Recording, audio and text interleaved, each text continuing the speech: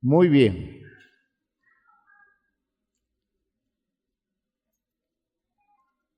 Esto que estamos trabajando y que de pronto como argumento bíblico para nosotros es un enfoque distinto, de pronto, nuevo.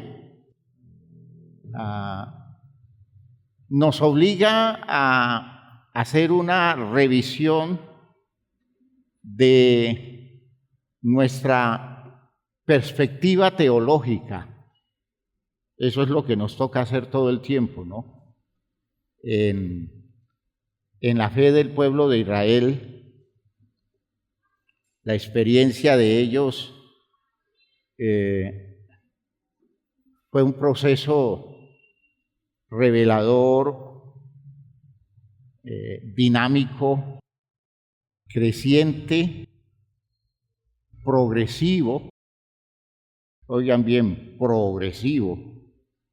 Es una de las cosas que nosotros tenemos que asimilar muy bien. No hay en la Biblia una revelación que se inicia perfecta desde el comienzo. ¿Ya?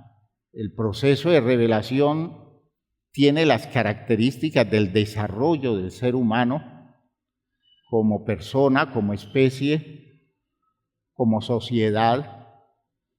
Y en la medida en que la sociedad y en la medida en que las personas van entendiendo mejor su condición de seres humanos en este mundo, el conocimiento se hace mayor, la claridad de la revelación es mayor. Y por tanto, en el proceso histórico de la revelación, nosotros tenemos que entender que la Biblia presenta a veces planteamientos con una visión muy primitiva, muy sencilla, muy elemental, que no deja de ser verdad, que es verdad, pero que se constituye en la base de verdades que se van ampliando con el paso del tiempo mucho más. Y si nosotros nos enfrentamos a la revelación aún del Nuevo Testamento, nosotros tenemos que decir que la claridad hoy debe ser mayor. ¿Ya? De allí que cuando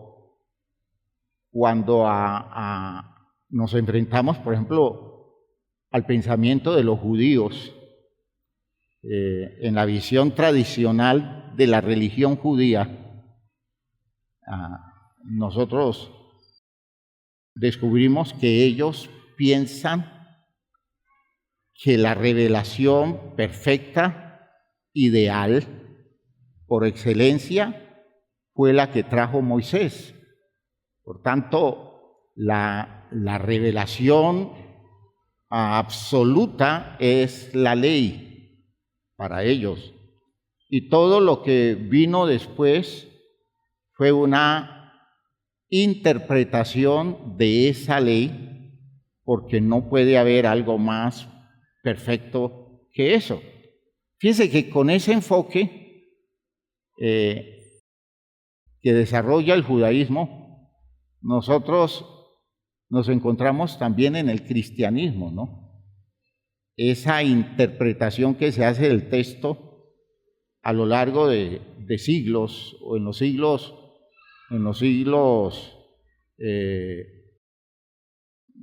los primeros siglos de la fe cristiana,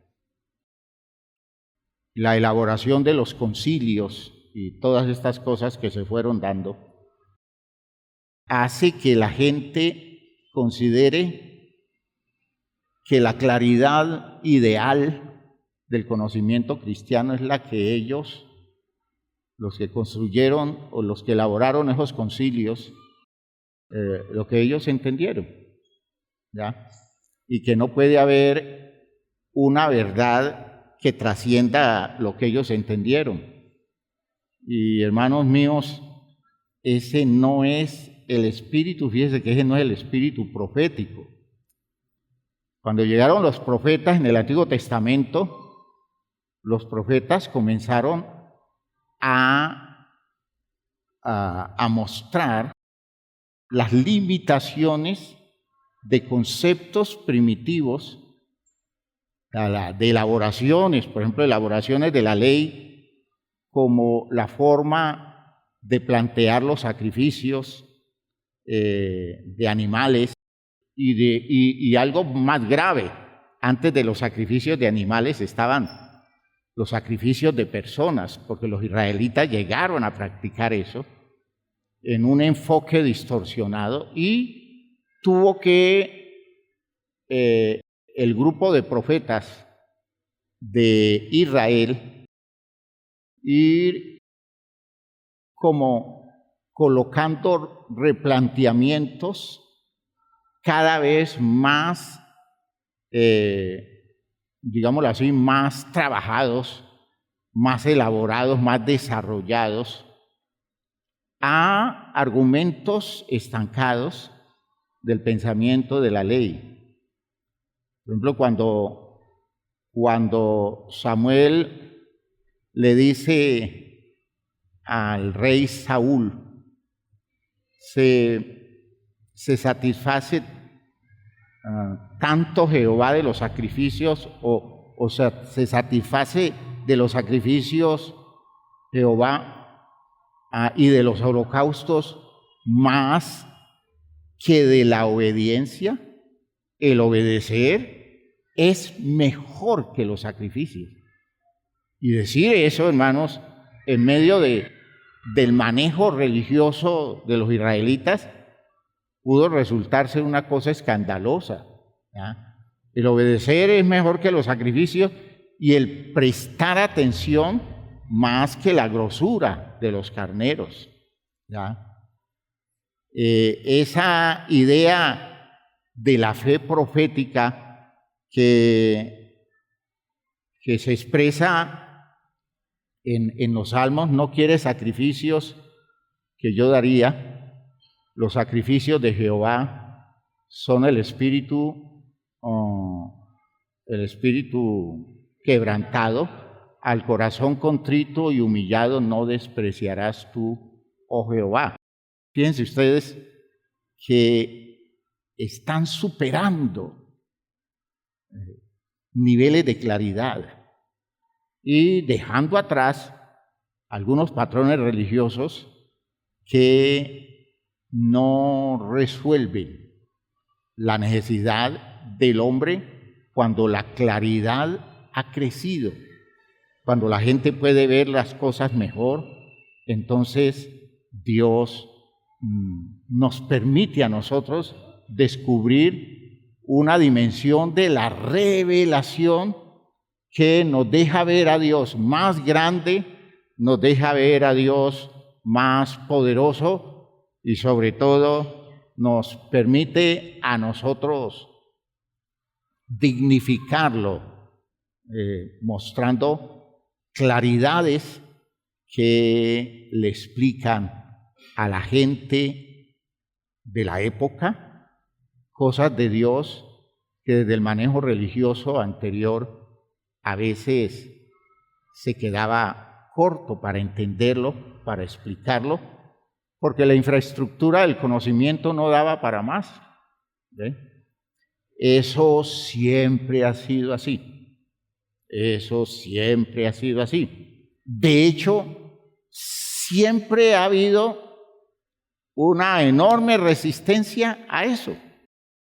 Y el manejo religioso, donde las posturas que se han mantenido se sostienen porque representan intereses que convienen a los manejos religiosos, no tanto al proceso salvador de Dios. Entonces hay lucha, hay conflicto, hay dificultad para asimilar las ideas, pero el Espíritu de Dios siempre va abriendo caminos de posibilidades en la mente de hombres y mujeres que de alguna forma se les va haciendo fácil ir captando una dimensión de la revelación que antes no se podía visualizar porque los enfoques estaban reducidos a ciertas maneras de entender y de pensar que luego tienen que superarse.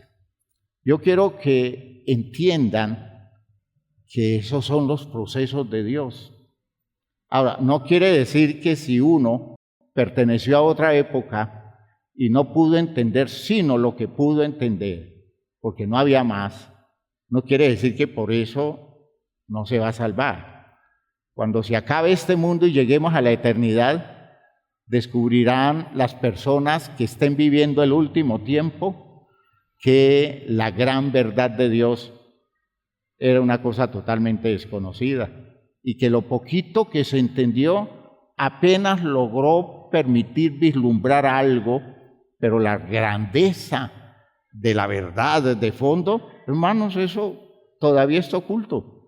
Y eso no es una cosa escandalosa, ni es una cosa que le quita sentido a lo que hoy, a lo que ayer, a lo que hace muchos siglos se entendió, porque lo que le llegó a cada generación fue suficiente para desarrollar un proceso salvador en cada época, en cada momento. Hoy nos toca el momento nuestro y tenemos que estar muy acuciosos, muy interesados en entender las cosas hoy como Dios nos las quiere dejar ver para facilitarnos el proceso salvador.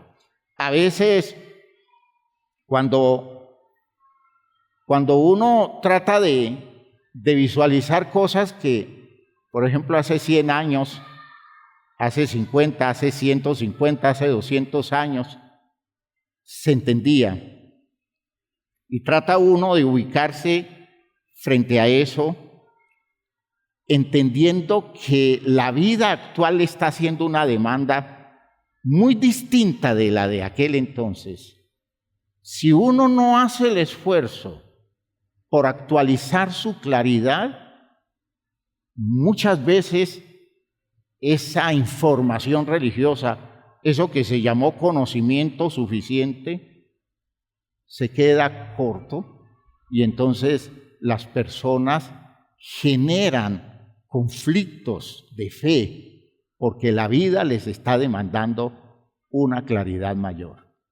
Escuchen lo que estoy diciendo. Y eso lo estoy diciendo más pensando en las nuevas generaciones, ¿ya? Estoy pensando en nuestros muchachos que están siendo exigidos de una manera que nosotros no fuimos exigidos, que nosotros no fuimos demandados de esa manera. Vivimos nuestro momento, nuestras exigencias, la demanda fuerte de la época que nos correspondió, pero a ellos les está tocando y nosotros tenemos que certificar eso como una verdad. Les está tocando un mundo más difícil, les está tocando una sociedad más complicada y les está tocando enfrentar un universo de conocimiento mucho más amplio que lo que nosotros teníamos en aquel entonces. Y frente a eso se requiere que la fe dé respuestas y dé respuestas eficaces, porque las hay, aleluya, porque la revelación de Dios es grande, poderosa y es real y es actual. Porque Dios, hermanos míos, va kilómetros adelante del conocimiento humano. ¿Por qué? Porque Él lo sabe todo.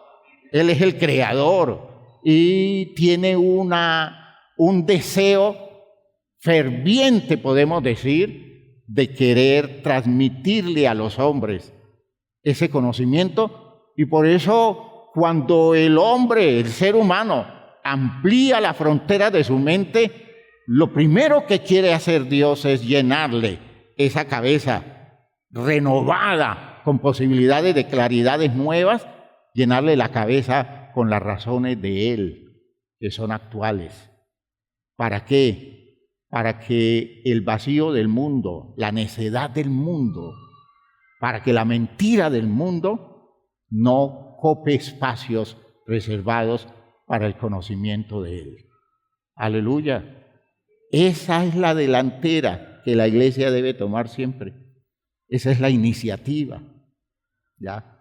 Por eso cuando vamos presentando argumentos de pensamiento, doctrina, y vamos dándole esa elaboración que nos lleva a romper de base con algunas ideas tradicionales, pero que no nos saca del conocimiento de la palabra, es necesario que la iglesia la digiera, que la iglesia la asimile, que entienda de qué estamos hablando y por qué lo estamos diciendo, porque es preciso recrear la visión de el propósito de Dios, porque hoy para nosotros debe ser mucho más claro que ayer y debe tener un sentido cada vez más renovado, más exigente, copando los espacios de nuestra vida cotidiana, de nuestra vida de relaciones. El universo de nuestras relaciones, hermanos, eso ha cambiado mucho. Los espacios, las formas, eso ha cambiado mucho. Y el cristianismo debe tener respuestas. Y de hecho tiene respuestas. Por eso, en este tema en el que estamos empeñados, eso de descubrirnos como administradores de Dios, que es la demanda básica, aquí al decir esto no estamos mencionando una cosa que tenga que ver con una dimensión distinta de lo que es aceptar la vida nuestra como creyentes. La vida de un creyente es un territorio de responsabilidades. Es decir, cuando yo me acepto como un creyente, que estoy asimilando el llamamiento que Dios me ha hecho de ser su hijo, porque eso es un llamamiento, ¿no es cierto? Tenemos una vocación. Dios colocó en nosotros una exigencia y una sensibilidad a través de su poderosa imagen dentro de nosotros que nos presiona y que nos lleva a aceptar el reto de llegar a ser hijos de Dios. ¡Aleluya! Estamos llamados a ser hijos de Dios, ¿ya? Y por la fe lo estamos aceptando, aunque aún no se ha manifestado lo que hemos de ser. ¡Aleluya! Entonces, cuando vamos descubriendo eso, tenemos que entender que ese reto, esa responsabilidad, coloca sobre los hombros nuestros demandas, exigencias, que nos van metiendo en una manera de entender la vida que se convierte en el poderoso recurso de Dios.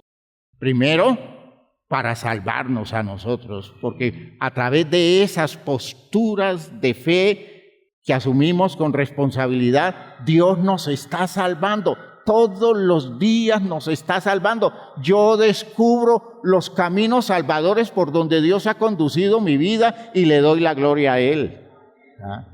Porque, hermanos míos, todo el tiempo estoy descubriendo que las demandas que Dios me hace para asumir yo responsabilidades con mi vida en función de mi condición de creyente comprometido, creyente aceptando el llamamiento a ser hijo de Dios, cuando yo voy metiéndome en ese ambiente poderoso de la responsabilidad mía en mi condición cristiana, hermanos, lo primero que descubro es que eso me está obligando a dejar atrás cosas que necesariamente se tienen que quedar atrás, porque ya no hay cómo sostenerlas en la vida, ya no hay cómo encontrarle espacio dentro de uno cuando uno está asumiendo territorios de responsabilidad en su existencia,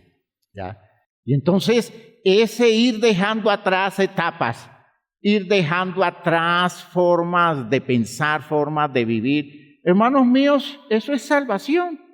Esos son los caminos de la salvación. Pero al mismo tiempo nos está llevando esto a convertirnos en personas cada vez más aptas para que Dios les entregue, les dé, digámoslo así, les asigne un territorio en el manejo administrativo de sus poderosos bienes desplegados en la tierra para la salvación del mundo. ¿Ven? ¿Y nosotros cómo entendemos esas cosas? Nosotros las entendemos como las bendiciones de Dios, por ejemplo. ¿Ya? Dios me bendijo. Y cuando usted dice Dios me bendijo, ¿y cómo lo bendijo? No, Dios me dio una casita. ¿Ya? De hecho, es una bendición de Dios, que Dios le dé una casita. Sucede que esa casa, si usted entiende la demanda de responsabilidad, esa casa se la está entregando Dios en la administración. Y todo eso está como algo que entiende Dios, usted puede manejar por la claridad que usted tiene, por el conocimiento que usted tiene, por la disciplina de estructura de persona que usted va desarrollando o ya ha desarrollado, usted puede tener esa casa, administrarla bien y sacar adelante todo ese recurso con fines de salvación que incluye bienestar, que incluye salud, vida, que incluye, digámoslo así, recursos, aún de orden material, recursos de orden anímico, emocional, recursos de claridad intelectual, toda esa serie de recursos. Pero usted va recibiendo, cada vez va recibiendo. Y si usted es un cristiano que va entendiendo esto, y que no lo está viendo en la forma ingenua, elemental, infantil de nuestro manejo tradicional, es que Dios a mí me quiere mucho. Que sí, Dios nos quiere mucho, Dios nos ama mucho, pero ese manejo elemental, porque es muy elemental, es que Dios me dio un regalo precioso, porque es que yo se lo pedí con todo el alma, y Dios a mí me lo concedió, y ese hombre, esa mujer, no puede entender que Dios le está provisionando cosas en plan de convertirlo en un administrador de recursos de Él. Si los muchachos nuestros pudieran visualizar eso a la luz de lo que estamos trabajando y que ellos pudieran entender que si pueden pasar del colegio a la universidad, es un territorio de administración que Dios les está dando. ¿Ya? Eso de entrar a estudiar en la universidad es una riqueza que Dios le da para que él o ella, como creyente, en su condición de siervo o sierva de Dios, administre de la manera que un cristiano debe administrar eso como un bien. Y entonces deja de ser un simple derecho y un simple mérito propio y se convierte en un territorio de responsabilidad. ¿Me están oyendo bien? Y eso lo digo pensando en los hermanos que tienen sus empresas, si son cristianos y si han reconocido que la prosperidad a ese nivel les llega de parte de Dios. Esa empresa es un territorio de responsabilidad y debe manejarla como que tenga, como algo de lo cual tiene que darle cuenta a Dios. Porque esa empresa que Dios le da, se la da si la acepta de Dios, si es de Dios que llega, se la está dando para que la administre con criterio de creyente. Y hermano, yo no, en este momento no estoy pensando que esa empresa le pertenece a la iglesia y debe producir dinero para la iglesia. Yo no estoy pensando así, ese no es mi criterio. Pero si usted sabe manejar su empresa como un creyente, usted administra su empresa con una visión de hijo de Dios, si usted trata a sus trabajadores como debe ser, entendiendo que tiene responsabilidad con ellos, tiene una responsabilidad moral, tiene una responsabilidad espiritual. Si usted da un buen testimonio frente a sus trabajadores, usted se acerca a ellos con el fin de que conozcan a través de usted lo que de Dios pueden conocer, porque usted es un hombre, una mujer que lo revela a Él en ese medio donde le toca moverse. Si usted asume eso con esa clara responsabilidad y muchas otras cosas que tenemos que ir aclarando con el paso del tiempo, de pronto en esta enseñanza en concreto no nos vamos a meter por allí, pero eso es un campo de una materia del seminario que nosotros llamamos administración. Nosotros vimos administración 1 y el seminario viene con administración 2. Pero son conocimientos que desde el punto de vista del manejo de lo que de Dios tenemos, lo que de Dios recibimos, nosotros tenemos que actuar en la vida siendo conscientes que es un territorio de responsabilidad que Dios nos entrega, que además de tener que darle cuenta, tenemos que hacerlo producir para el propósito de salvación en el que Dios nos ha a nosotros comprometido. Gloria a Dios. Fíjense, hermanos míos, no hay nada en la vida suya que no sea algo que Dios le entrega para que usted lo administre y lo haga producir para las razones de la salvación de la vida suya y de todo lo que usted pueda afectar con todo lo que Dios le da. ¿Ya? Oigan lo que estoy diciendo. Lo que usted pueda afectar con todo lo que Dios le da. Esa es la idea de Jesús. Esa es la médula del pensamiento de la vida de Jesús. Ese es el argumento de muchos textos y especialmente es el argumento de este texto de Filipenses capítulo 2.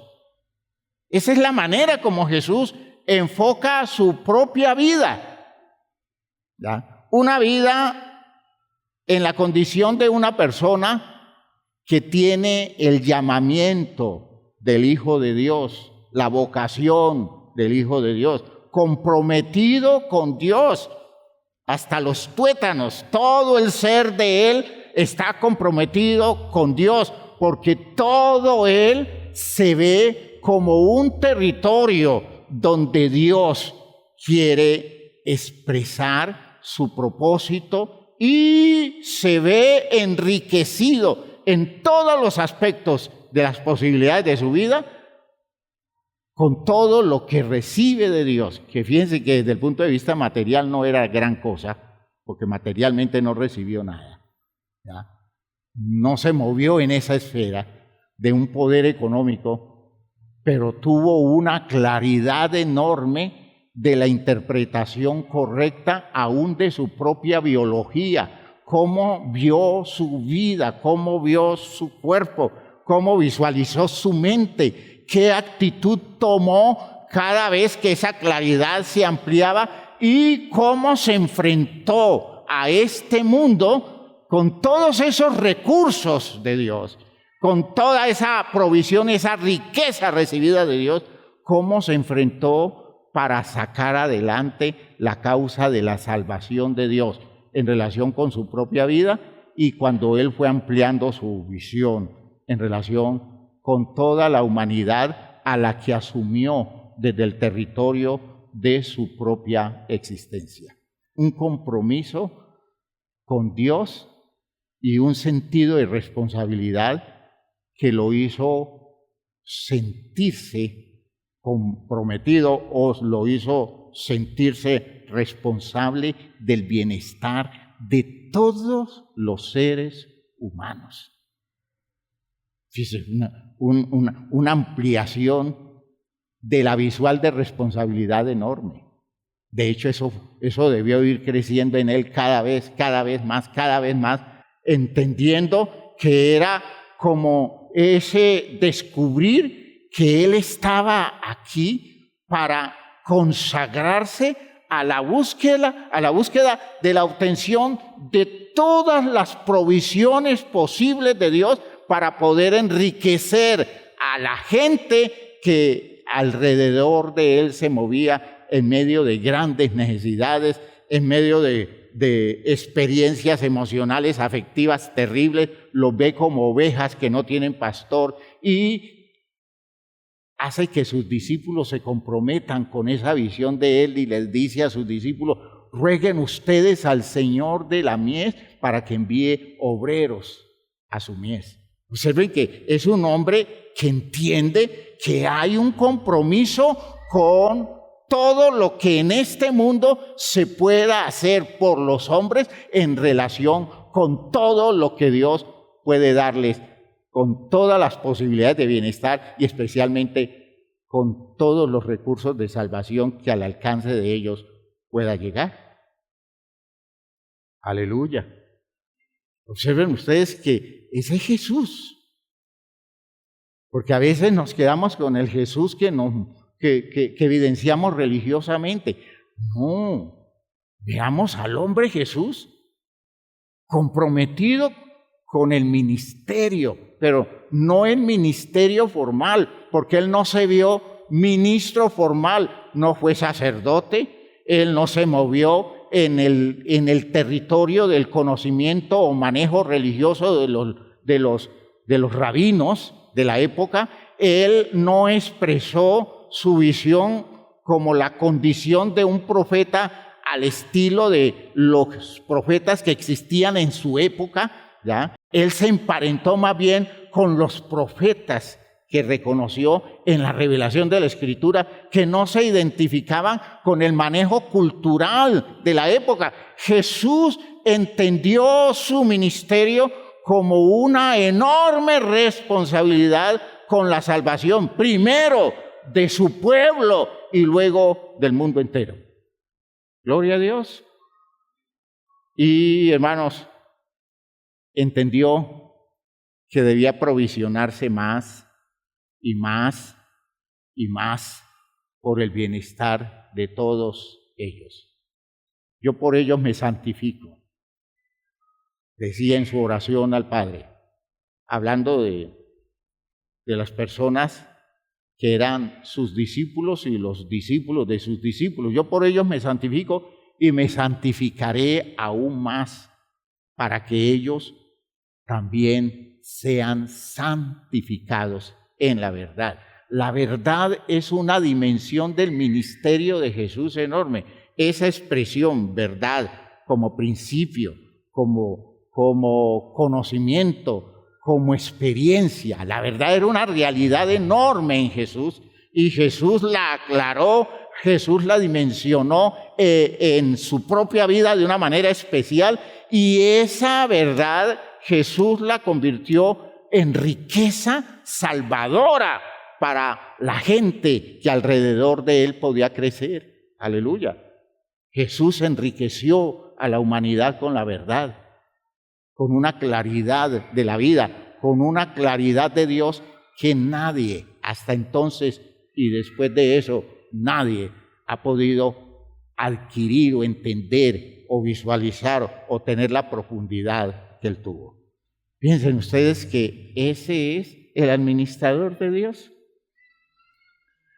Eso lo vemos con los resultados. Pero ahora traslademos la situación a la vida de él. ¿Cómo se pudo dar eso? ¿Cómo llegó eso? ¿Cómo fue alcanzando posibilidades mayores cada vez? ¿Ustedes creen que eso en el programa de Dios se hace porque usted se sienta a estudiar, porque usted se encierra y dice voy a adquirir conocimiento, voy a intelectualizar todo eso? Hermanos, no, ese no es el camino. ¿Por qué? Porque la demanda para que se abran esas posibilidades, Dios se la coloca a la vida de la persona, del creyente, del siervo de él. ¿Ve? Es decir, no es una demanda intelectual simple, no es un saber cosas, no es un entender una cantidad de cosas que no es malo entenderlas, no es malo conocerlas, pero sería una cosa gravísima, una cosa terrible que usted llegara a asimilar un poco de eso y la vida suya no le correspondiera a eso. ¿Eh? Eso sería nefasto, sería una cosa muy lamentable. ¿Por qué? Porque esa inconsecuencia de la vida, con un poquito de claridad que llega, produce un nivel de angustia y desasosiego que no se resuelve simplemente diciendo es que yo no tengo con qué responderle a eso, porque a una claridad que se alcanza hay una demanda a la vida y la vida no tiene solución, no tiene paz, no tiene ese sentimiento de satisfacción hasta que no se ponga a la altura de esa claridad. Fíjense que ese es el orden invertido, peligroso y a veces dañino. Ese fue el orden de Adán y Eva, de la figura de Adán y Eva, ¿ya? Conocimiento del bien y del mal con una pobre estructura de ubicación a la altura de la demanda. De modo que llegó un momento en que el conocimiento del mal, en este caso, el entendimiento de las cosas malas que se podían dar como consecuencia de haber descubierto qué era lo que de fondo podía suceder desde el punto de vista negativo en relación con el desarrollo de la vida del ser humano, el hombre no pudo salir de allí. ¿Ya? El hombre no pudo salir de allí. Vino del bien, que fue la forma como Dios lo colocó en el Edén, pero cuando se enfrentó al mal, en esa claridad que recibió, en esa visión que se dio por entendimiento, por manejo intelectual, por razonamiento, al final descubrió que entender algo sin una estructura de vida que le corresponda es meterse en un infierno, porque el asunto no es un manejo de información, El asunto es elaborar la vida para moverse a la altura de una claridad para la cual nos preparamos. Entonces, ¿cuál es el orden correcto? La demanda Dios no se la coloca al intelecto, la demanda se la coloca a la vida. Y el primer elemento que es tocado en nosotros es el elemento de disciplina para aceptar presupuestos que están más allá de lo que nosotros podemos entender, y entonces aparece el poderoso principio de la fe. ¿Me están oyendo? Cuando uno puede creer cosas que no puede razonar fácil, pero las cree a partir de toda la demanda que Dios le coloca a uno en la vida. Escuchen, Dios nos está exigiendo, nos da mandamientos, nos da principios y nos dice, métanse en esto. Y nosotros nos vamos metiendo en obediencia. Dice, primero es la obediencia y luego la obediencia produce la claridad, ¿ya? La obediencia produce el efecto de claridad. No es que yo tenga que tener claro para obedecer. Yo lo que necesito es obedecer y mi obediencia produce la claridad. ¿Me están oyendo? Fíjense que es al revés. Es al revés. Nosotros demandamos entender todas las cosas, pero nos exigimos muy poquito en la vida. Y entonces, el manejo simplemente de entender, sin un compromiso de la vida, sin una respuesta de la vida, sin una disposición existencial que nos lleve a valorar lo que de Dios recibimos y a actuar consecuente con lo que Dios nos da, hermanos míos, hace que nosotros podamos saber muchas cosas, pero todo eso que sabemos no nos sirve de nada porque nunca podremos llevarlo a la práctica, a la vivencia, al ejercicio de la vida que está aplicando todas esas cosas. Por eso los pasos que se dan son primero ir construyendo la disciplina de la persona, la estructura de la persona, la obediencia, el espíritu de sometimiento a un orden, a aceptar que hay algo que está por encima de nosotros y someternos a eso nos va llevando a desarrollar el verdadero entendimiento, el verdadero conocimiento. El principio de la sabiduría es el temor a Jehová. Y dice, el apartarse del mal, la inteligencia.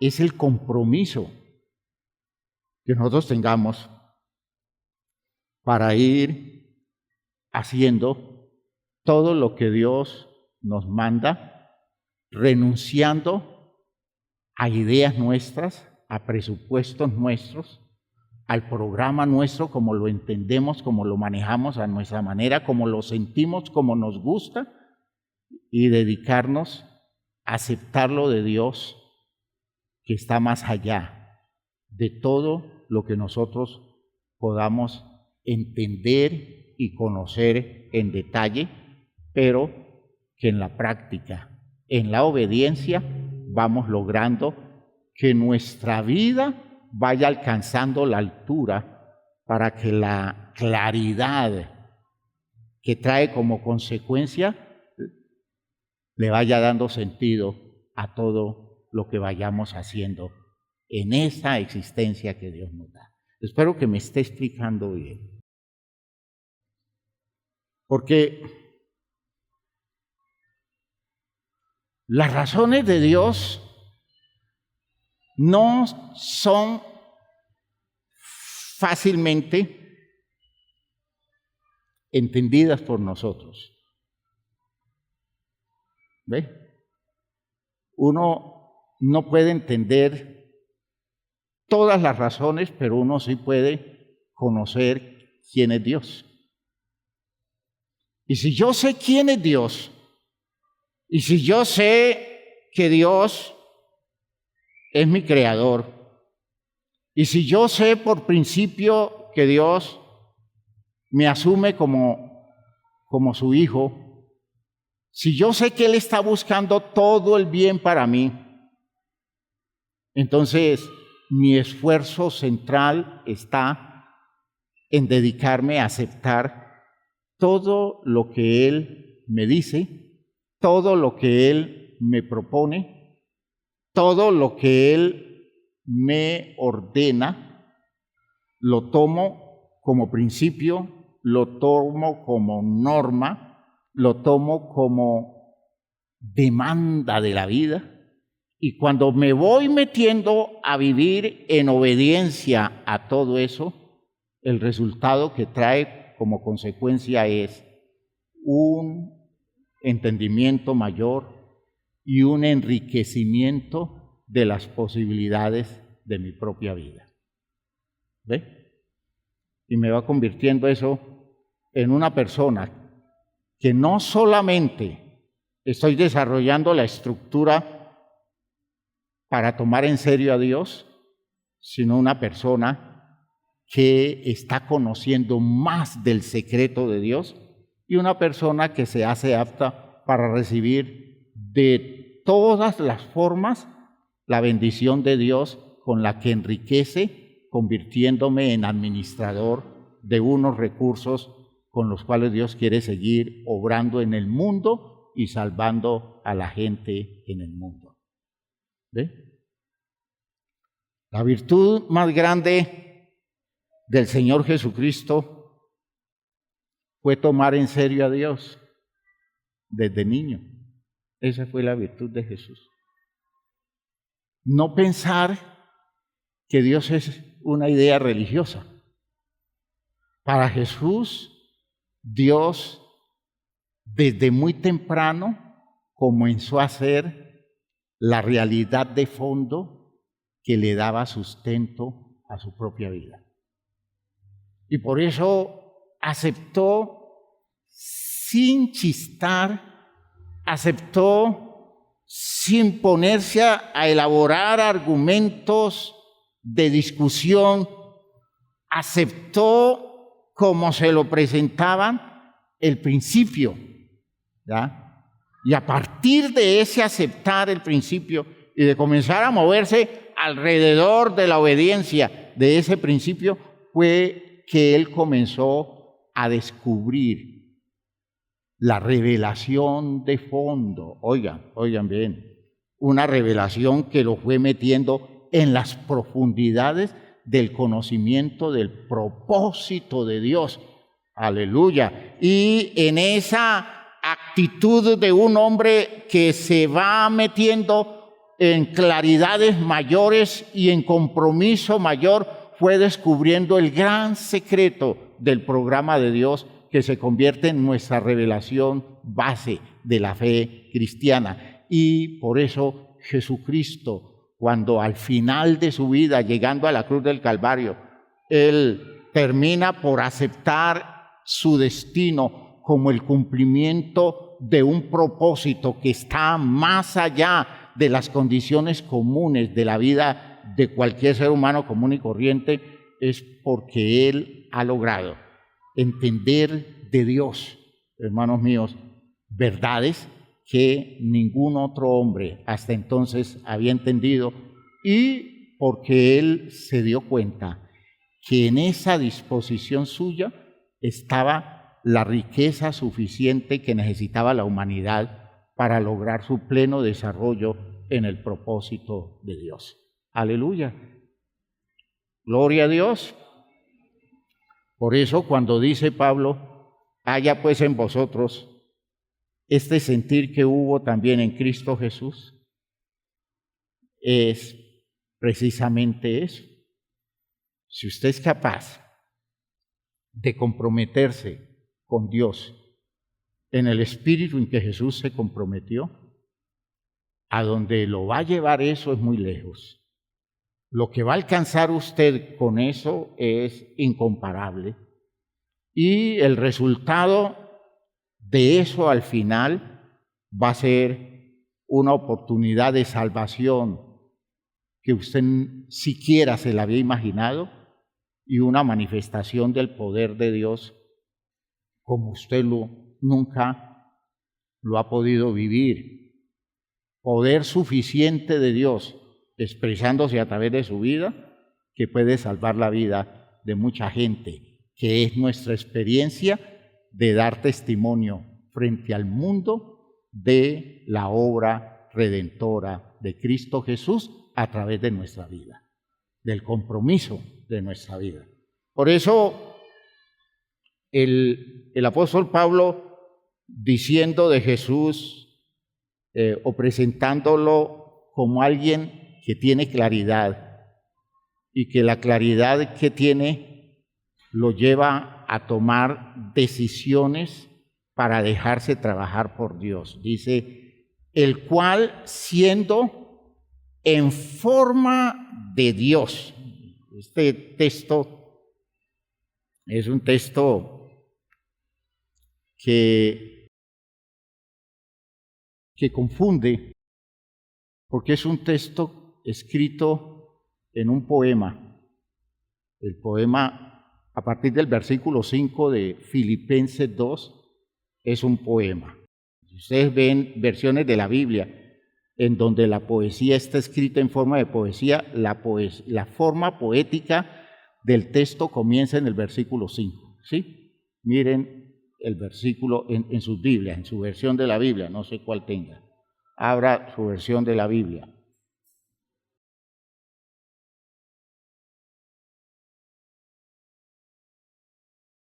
Usted descubre que está escrito en algunas versiones de forma distinta como está escrito el resto del texto. ¿Ya? Sí está así.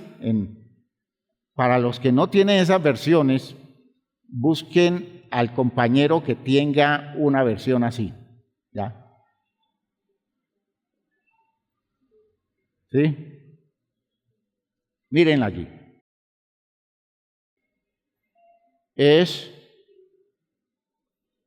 Da la impresión que eso fue un cántico de la iglesia de la época del apóstol Pablo. De hecho, debió ser anterior a Pablo, por tanto es un cántico de la iglesia que Pablo introduce en su texto de enseñanza para la iglesia, y entonces les dice, vea, haya en ustedes el mismo sentir que hubo en Cristo Jesús, y aclara, colocando el poema, el cual siendo en forma de Dios, no estimó el ser igual a Dios como cosa a que aferrarse. Si usted trata de entender ese versículo en la forma de verlo literalmente, usted descubre que no hay nadie en forma de Dios. O es Dios o no es Dios, pero identifica la idea como en forma de Dios. Está dando a entender un principio, que es un principio de fe de Israel y de la iglesia, y es que los hijos de Dios, los seres humanos que deben ser hijos de Dios, son personas que deben manifestar la imagen y semejanza de Dios.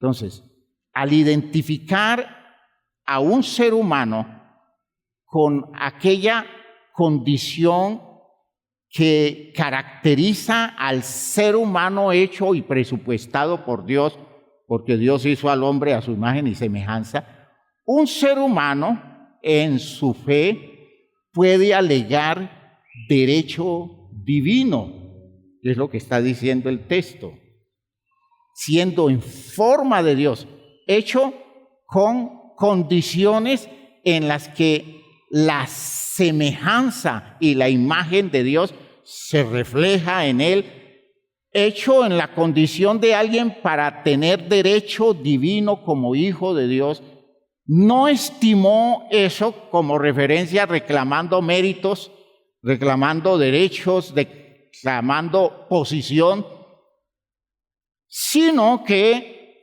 él renunció a cualquier mérito y asumió la postura de alguien que en cambio de pedir para él algo por su dignidad, renunció a todos esos méritos y se dedicó a desarrollar su condición de siervo, dejándose formar por Dios en la disciplina de los siervos de Dios. ¿Qué quiere decir?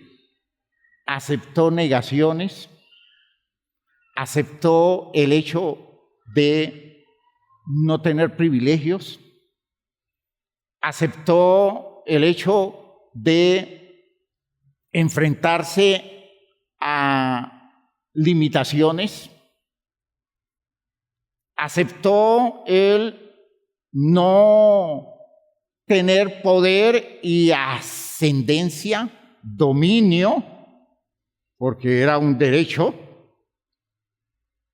sino que asumió un destino donde esas cosas no se daban y no lo tomó como una frustración, sino como una oportunidad. ¿Sí me están oyendo lo que estoy diciendo? Es como se enfoque el asunto. ¿Ya? Cuando nosotros hablamos de nuestra condición de hijos de Dios, lo primero que le decimos, Señor, si yo soy tu hijo, entonces, ¿cómo me tienes en esta condición, en estas limitaciones? ¿Por qué yo tengo que vivir en tanta estrechez si yo soy tu hijo? Esas son nuestras expresiones comunes en el manejo de situaciones así. En el caso del Señor Jesucristo, no.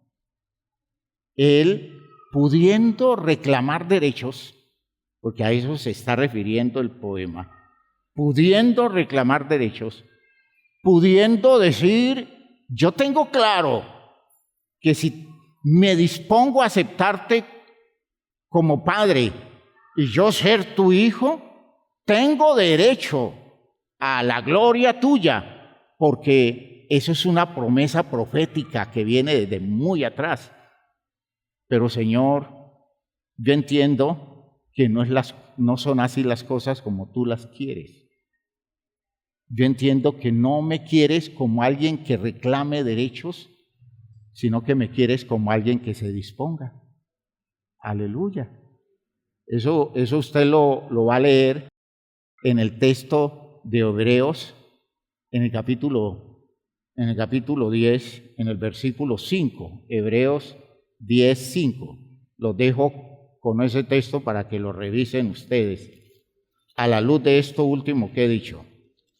Hebreos 10, 5. Por lo cual, entrando en el mundo, dice, sacrificio y ofrenda no quisiste, mas me preparaste cuerpo. Holocaustos y expiaciones por el pecado no te agradaron. Entonces dije, he aquí que vengo, oh Dios, para hacer tu voluntad, como en el rollo del libro está escrito de mí. Es decir, yo vengo a cumplir tus propósitos, no vengo a reclamar derechos. Yo vengo a entregarme a la realización de tus planes, y por eso la vida que me quieras dar, el lugar que me ubiques, yo lo acepto y renuncio a cualquier demanda que yo pueda hacer, como la demanda de alguien que tiene privilegios y quiere disfrutar de esos privilegios. ¿Sí quedó claro hasta allí? ¿Sí tiene sentido eso?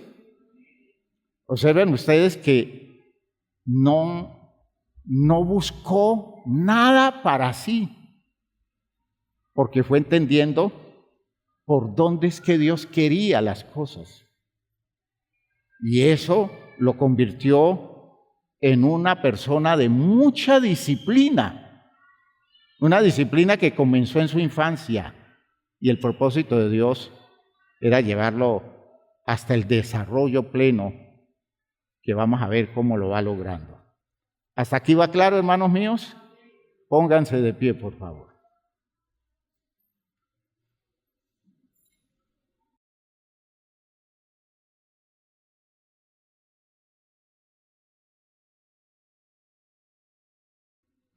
Con los mismos ojos que Dios vio a Jesús, lo ve a usted, me ve a mí, con los mismos ojos. Y está esperando de usted, de mí y de mí, tanta disposición como la que tuvo Jesús, donde lo más importante no tenía que ver con un manejo de información religiosa, sino con un conocimiento de la voluntad de Dios. ¿Qué quería Dios con Jesús? ¿Por qué a la edad de 12 años está hablando con los doctores de la ley? Está indagando, está tratando de descubrir el secreto del propósito de Dios. ¿Qué quiere Dios? ¿Qué es lo que busca Dios? Porque yo estoy aquí para eso, a los 12 años de edad, tratando de averiguar cuál es la voluntad de Dios. No tener una información religiosa, sino tener una claridad de hacia dónde perfilar su propia vida. Aleluya, aleluya. Eso fue dando el resultado que hoy nosotros cosechamos con nuestra salvación. ¿Cuánto podrá cosechar su familia de usted cuando usted se ponga de serio, en serio, a indagar la voluntad de Dios? Lo que Dios espera, lo que Dios está buscando de usted. ¿Cuál es el nivel de compromiso que Dios espera de usted? ¿Cuánta disciplina le está exigiendo? ¿Cuántas negaciones deberá aprender a aceptar? ¿Cuánto poder tiene que desarrollar para no dejarse destrozar por la frustración, sino entender todo aquello que se le niega como una oportunidad para que la voluntad de Dios se perfeccione en usted? Gloria a Dios. Levante sus manos al cielo y dígale al Señor: Señor, por favor, no permitas que yo me pierda esa oportunidad. Señor, dame esa claridad, porque hoy son más mis quejas que mi disposición. Son más mis sentimientos de frustración que mi sentido de disposición a la obediencia en medio de todas las circunstancias. Por eso, en el nombre de Jesús, presente delante de Dios y dígale: Señor, ayúdame a entender tu voluntad, porque este momento crítico de mi vida exige la claridad tuya, porque quiero moverme en todos los territorios de tu propósito con la vida mía. Padre eterno, te doy gracias por todo esto que nos concedes, por esta bendición que tenemos como iglesia de estar aquí, Señor, comprometidos con este nivel de claridad que se abre para nosotros, con esta visión de las cosas, con este direccionamiento, con esta orientación de principios de fondo. Ayúdanos, Señor, a entender esto de manera clara. Ayúdanos a abrirnos hacia estas posibilidades. Ayúdanos, Señor, a descubrir en el secreto de Cristo Jesús todas aquellas cosas que hoy para nosotros son exigencias tuyas y que nos permiten ir creciendo en el conocimiento de tu voluntad y disponiéndonos, Señor, para que tus propósitos se cumplan en nosotros y tú nos uses como un recurso para la administración de bienes salvadores para este mundo. Ayúdanos, Señor, a no diluirnos más. Ayúdanos, Señor, a no evadirnos. Ayúdanos, Dios mío, a aceptar este destino que se abre en la voluntad tuya para nuestra vida. Ayúdanos, Señor, a adquirir el valor, a adquirir el arrojo que necesitamos para mantenernos fieles a ti, a pesar de que las cosas no se den en la forma como desearíamos nosotros que se diera dentro de los intereses humanos comunes que tenemos. Señor, sálvanos entonces de la mediocridad espiritual, sálvanos de las formas elementales de vivir y llévanos a vivir con compromiso y responsabilidad toda esta demanda que tú has colocado sobre nosotros. En el nombre glorioso de Jesucristo, gracias, Señor, por todo esto que haces, todo esto que despiertas en nosotros y la acción real de tu Espíritu, llevándonos a entender que esto es posible para la vida nuestra. En el nombre de Jesús el Señor. Amén. Amén. Amén. Hermanos míos, Dios nos está trabajando y Dios lo quiere usar mucho. La vida suya está como una herramienta poderosa en las manos de Dios. Y vaya que necesitamos de la disposición suya, hermano mío. Mi querida hermana, estamos urgidos de que usted tome en serio todo esto, porque necesitamos que Dios nos bendiga a través de la vida suya. Y usted tiene mucho que dar, porque Dios tiene mucho que darle. Y si usted se dispone seriamente, superando esa idea cómoda, casi elemental, infantil, de vivir una religión descomprometida, dedicándose de lleno a asimilar esto, hermanos, usted nos va a ayudar mucho y va a contribuir a la salvación nuestra con su esfuerzo y con su sacrificio. Que Dios nos ayude, que Dios nos bendiga, que Dios nos sustente. Dios les bendiga a todos. Salúdense unos a otros.